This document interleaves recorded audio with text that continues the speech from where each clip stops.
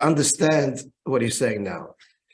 This Bira Inyan, so this is all the hemshech to the theme of the Maimon, and the theme of the Maimon that Rav Chesed is higher, that Chesed Zuta is more bepnimius, and it's dafki and dashba pnimius when the mashpia is chaser, that the etzim of the mashpia is drawn and touches, of course, the pnimius of the makabel. And that's what the Alter Rebbe is saying, is the whole Nakud of Chassidus, as the Rebbe is revealing it here now, and Sholem, therefore, completely the Avodah of Rav Chesed in Kedusha, which is Chesed Yishmael. Now, he's adding now the following. The Bira Inyans, he speaks about Hisnasus Atzmis and Hisnasus Chitzonius. What does this mean? To put it in simple language, l'chura, this is what it means. Both of them, it's an expression of the essential self. Of the self, let's put it that way. So if the expression is of the essential self, then there's room for others, not only room for others, it's a bit of a paradox. The deeper you're going into yourself, you think the less room. No, the deeper into self, in other words, let's use other language. The greater the self-esteem, the deeper the self-esteem, the more room and the greater the embrace of others. And Ashba and Yisnasus Atzmis it's a show of self, but it's external. Because if it's external, it means it's related to the way I'm being viewed, not an essential self-esteem. So if there's an essential self-esteem, then there's room for everyone. And on the contrary, you connect everyone. And the reason for that, he doesn't explain in the Maimon, but is, we could suggest, I'm not sure if this is the Kavanah here in the Maimon, but it's certainly true. And l'chora, this would help us understand the Maimon. And that is, the essential self-esteem is what? What's the deepest value that I have? That God created me. That the Eibishter needs me. And I'm a part of Hashem. If that's my self-esteem, then hey, so are you. No less than me. And I share myself with you because it's not a contradiction. You're not a threat to my self-esteem, to my metzias, to my yeshes. My metzias is the Eibishter made me. The Eibishter needs me, and the Eibishter made and needs you, and therefore, and part of my shlichus in life, part of, if not the whole shlichus, in terms of the mandate, is to connect to another person and help another person. Doesn't take away from me. That's my whole identity. However, if the isnasus is isnasus chitzonius, isnasus means, literally, isnasus means elevated. It means the essential self removed from everybody else. If it's chitzonius, that's how I identify myself. My regality, isnasus is regality, my dignity, my sovereign value. Isnasus is all sovereign. My aristocratic value is chitzonius, meaning to say it is measured by the other, then the other is a threat, and the ashpa is only going to be based on what value there is for me. So again, simple language. If my self-esteem is rooted deeply in the self, is intrinsically and essentially because I'm the Eibishter's, I'm a Yid, then nothing can take that away from me. Nothing. It's never threatened. It's never threatened. I'm a Yid. Hashem needs me. And moreover, you're not a threat because Hashem needs you and we got to help each other. But if my isnasus, my self-esteem, my intrinsic value is external and measured by externalities, then the other is a threat, and this one I use, this one I abuse, etc. Is that somewhat clear? L'chura, that's the foundation of what's coming. So if we have that in mind, we can understand this ice a little bit. So let's begin again. Eis Vav.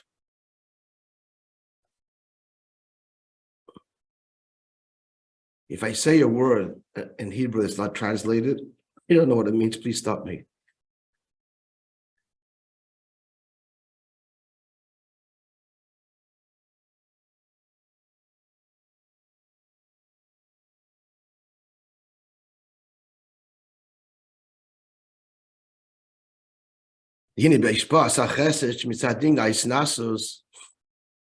So talking specifically about chesed that comes from isnasus, meaning he's a giver, he's in a position to give.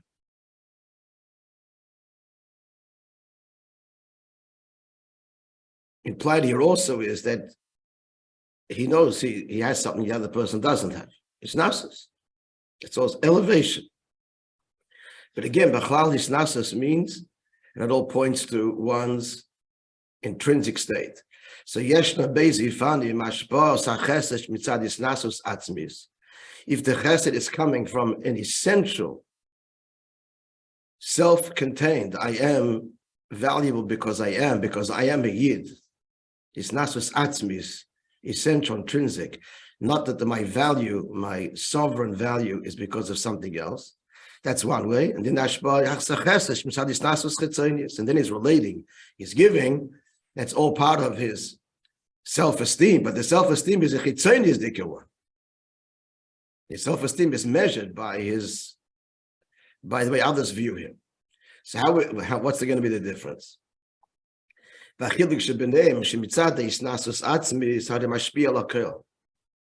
If his self-worth is intrinsic, then he's mashpia to everyone. Now, this doesn't mean he's mashpia to klipper. He's not talking about, that's the confusing part here, because there's a darga, that's a darga in Oyer and Gilui, that's actually chitzonius. There's few dargas being said here. We'll speak in general terms. When he says he's mashpia la koil, it doesn't mean everybody gets even klipper. No, it just means everyone, friend, close, not without the cheshbon of the gain for self. I can help, I'll help. Everybody. Now, this is not, hisnasus atzmis, which we're describing now, this essential self-esteem. So the Eibishter gave me in a position to be able to help. He helps everybody, whoever needs help. Mashpia l'koil. Clear? It's a privilege. It's a privilege. Whatever I have is a gift. My whole identity is a gift. And you're also a gift. And I can help, so I help. Now, she'ein zeh, that's not, in contrast, this is Hisnasus Atzmis. She'ein zeh b'ofen ha'mavub makim achad, this is not like he explains elsewhere in 9 base. Is it? Yeah. She'teva ha'marum ma'uliyas nimshach al ha'shafal dafke. He says when someone's exalted, he's drawn to the lowly. He's drawn to give hashpah to the lowly. Why?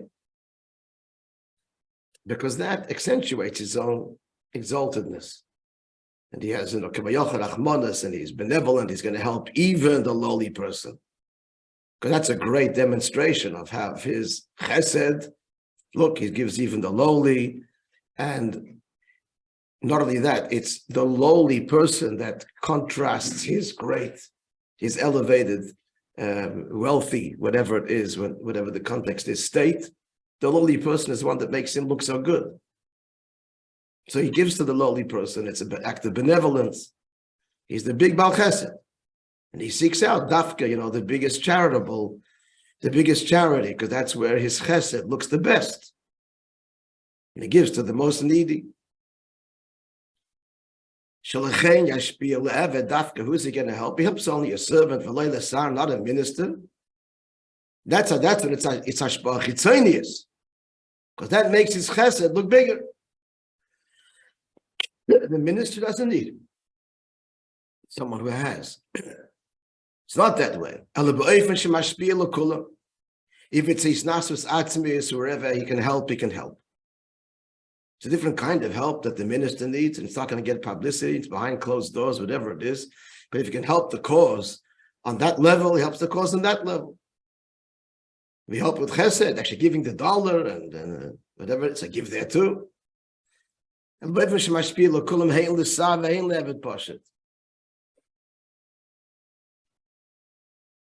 thinking of such chassidim that I know.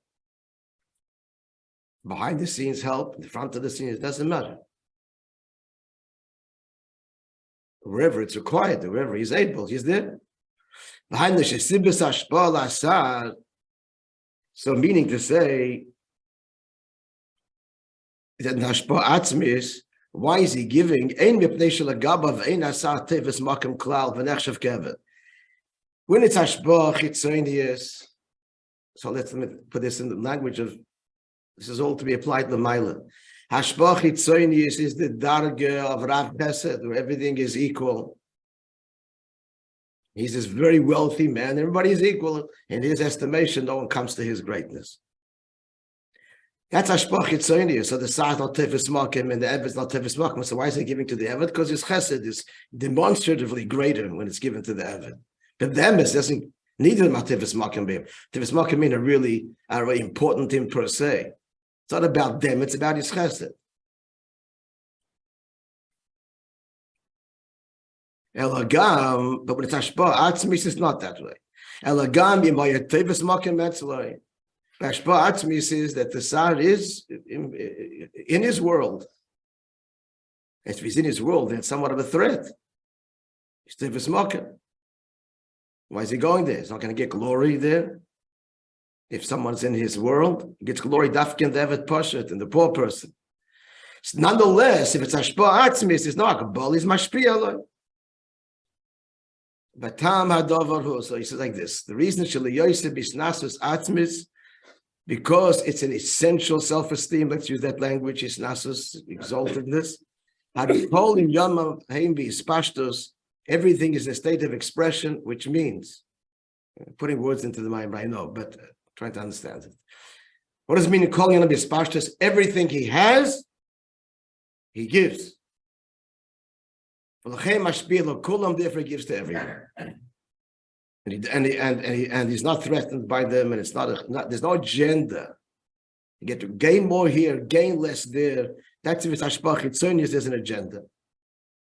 As he goes into spell out very graphically, Bashenkein, mitzad hashpah chitzonius, if it's external, which means agenda laden, not because that's what I am and that's what I'm needed for.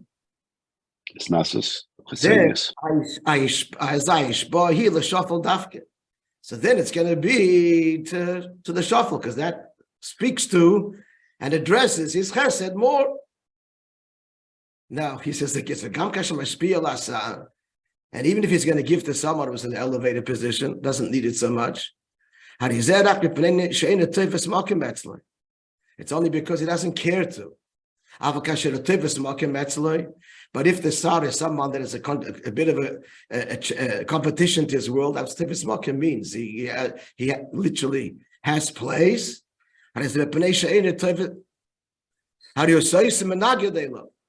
So if it would be taka that he really feels threatened by him, then may the love you. He's not going to give him anything. And if he does, he's so clever, he'll break him with it. He'll make him know that be humble before me.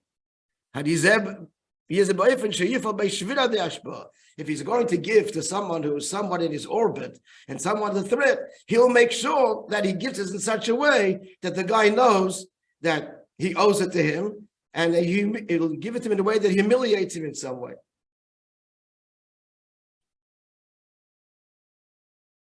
So this all is rooted where it is l'mayla. This is all the moshel where there's a mayla, elam matoyu, Rav Chesed, which pales a shvir, as we said before. Like we find exactly what happened in Shviras HaKelim to tell you. What happened there, that's a big giloi oil, but it's isnasus chitzonius. It's not the kavanah pnimis, it's not the etzem. It's the great show, as we described it earlier. Rav Chesed is the king on display, showing his glory. It isn't about engagement in the people. It's the great parade. And what happens there? That's Shviras HaKelim. Where's the shvira there? Everybody looks at this as, what? Everybody's in the matzav of shviras hakelim because no one's ever going to be like that.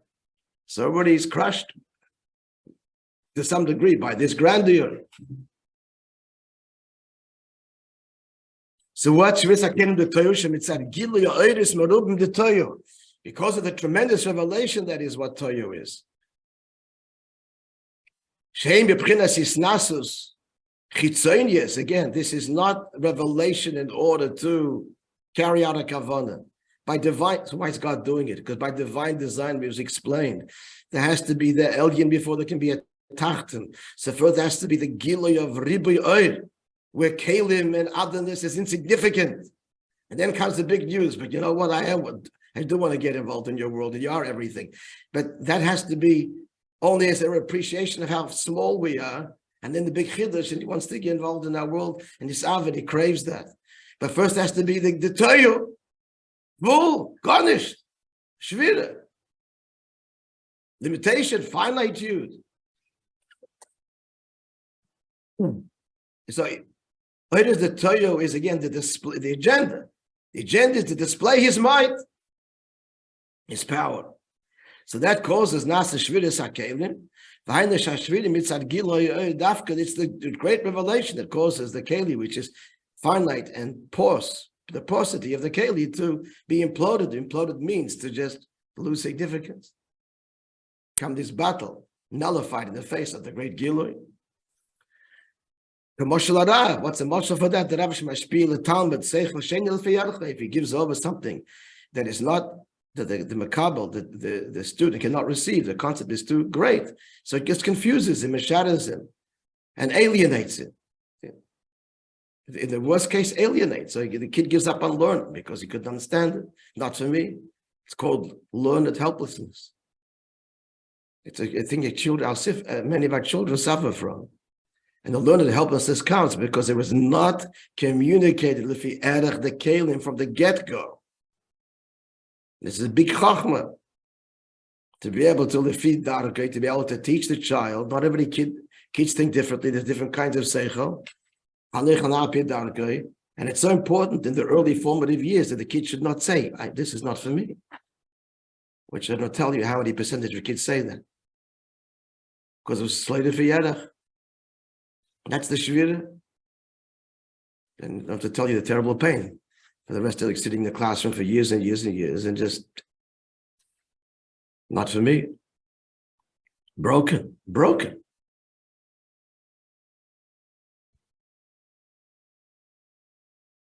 Thank God that's changing now a little bit. Not fast enough, but it's changing.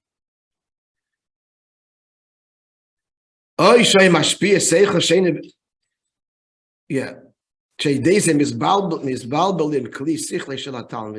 you give over something that it's not the fiyad, not tailored to the receptacle of the mind of the Talmud, he gets confused.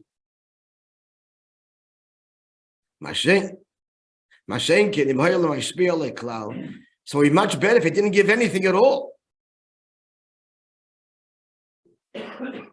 Let them play.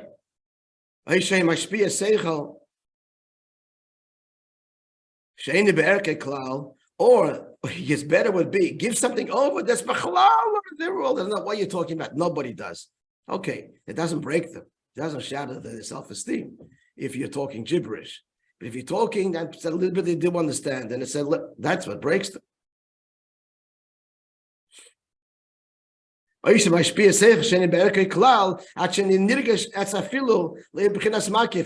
it's totally beyond and no one's getting anything, so that's it. It's not my world.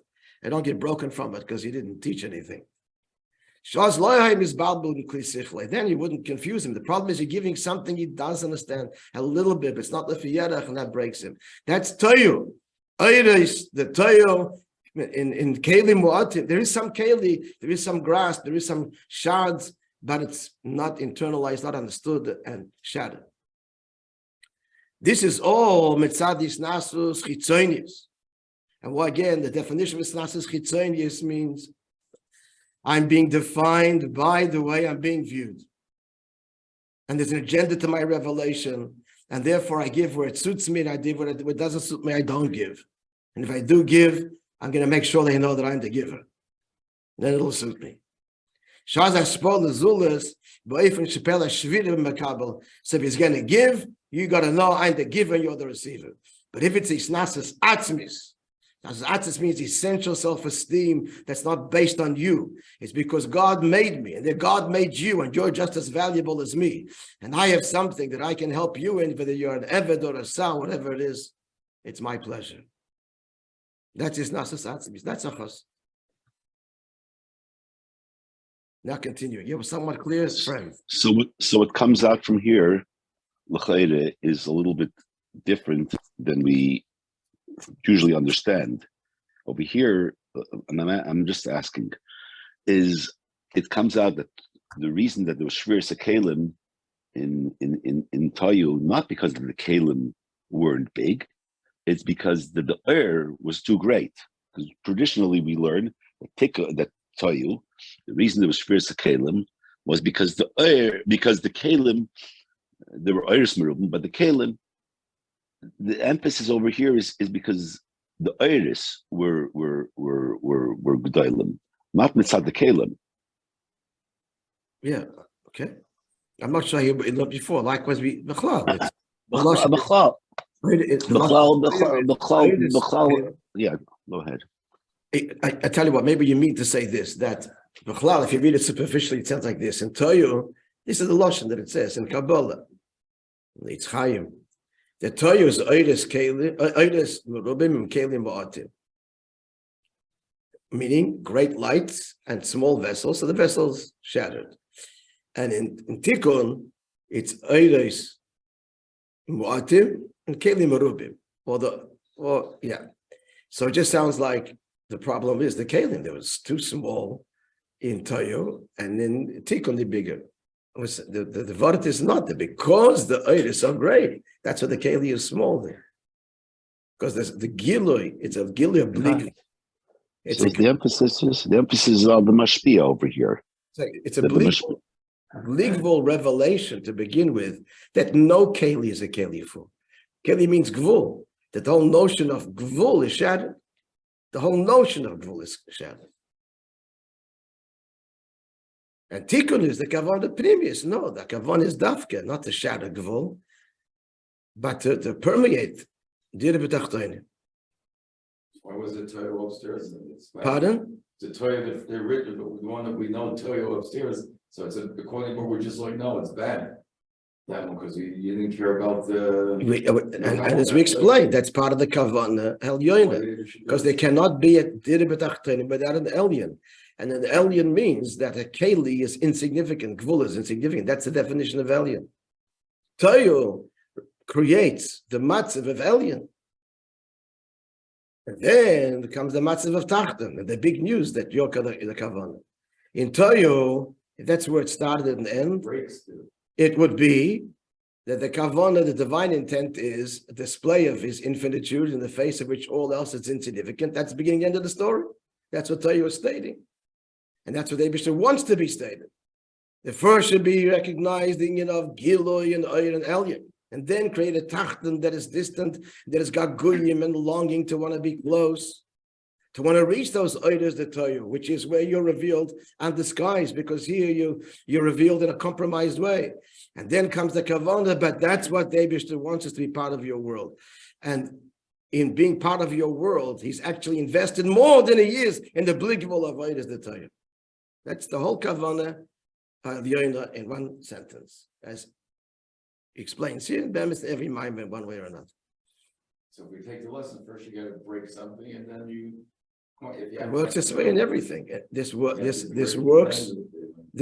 in every aspect of life. You can't understand anything until you first stumble over it. Gemara.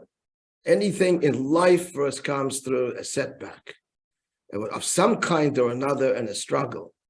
And then you get it. And if it comes smooth and easy come, easy go. Yeah, that's how life works, b'chlal. Hashem made life work, b'chlal, that way, because it's all a reflection of divine intent. So it's in the macro, it's in the micro. It has to be, there's a breaking. Now, it has to be a healthy breaking. There's a healthy way to teach in the classroom, where there's a healthy shvira, not a shvira that alienates the kid, that's it, shuts down forever. There's a healthy shvira. When you show the beauty of the idea and you make it clear to begin with, I don't expect you to understand it. And we will, and you guide the child through the process so they don't feel, you hold their hand through the process, they don't feel lost anywhere, and it's a healthy shviras hakelim, relatively speaking. It has to be done, it's a whole chachma to teach.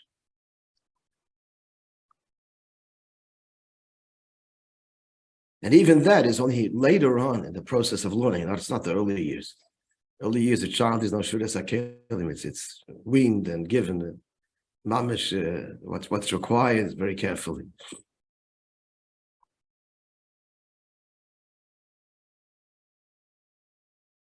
But subtly it happens on every level. This model is in everything. Okay, yeah, somewhat clear. Okay, Vihine, let's go a little bit further.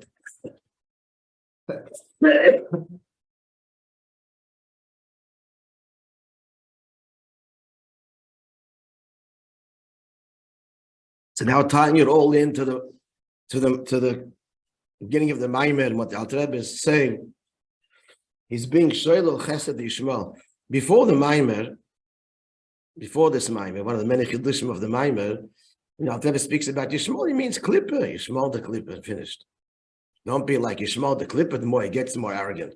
The Rebbe says he's talking to chassidim here, so we're talking the highest dargas. So the Rebbe peels back the layer here in this letter. Pulls back the curtains here. And we're talking Chesed Yishmael, the Shoyrish, and the Rav Chesed, there is the Toyo, Gewaldige Giluyim.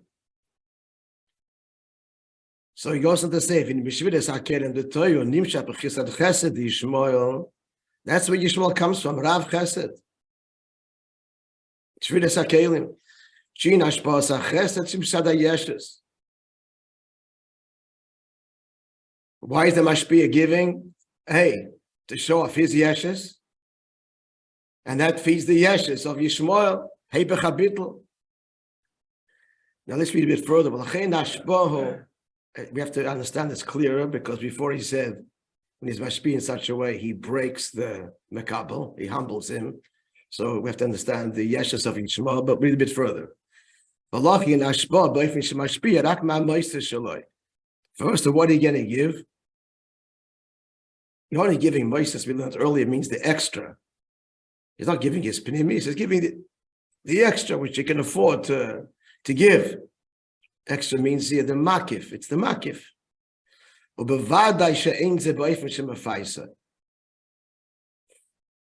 He's referring to the Gemara Baba Basa, the way to give tzedakah, the ultimate way. So it's not just giving, you have to appease the person, make them feel good about it. For sure, this kind of ashpah is not making the makabel feel good about it. That's the ikar of tzedakah, is not the amount, but the encouragement and the appeasing of the makabel. He says it here. We're talking here chesed Yishmael. We're talking here is the toyo. So mitzad that is nasus, this makif nasa lashpah beifin sheshoyveres makabel. He breaks the makabel. So where's the yeshes of the makabel? The yeshes of the makabel is just in that. So I'm not feeling that it comes from you. I don't feel this. You're not connecting to me. So I just get, and it feeds his own yeshes. And perhaps an example he gave of the kid that's alienated in the classroom. So I don't understand this. So I'm out. So I've got to feel good somewhere. He's going to find other places to feel good. It's going to feed the yeshes. This is one illustration of this, not the only thing. A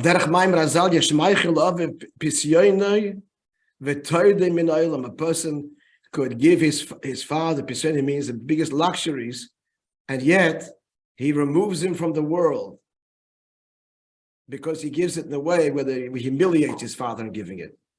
And then the Gemara says a person could make his father work at a mill, and in such a way that it's chesed, the father is strengthened by it. So this hashpah that becomes mitzad chitzonius only breaks and shatters.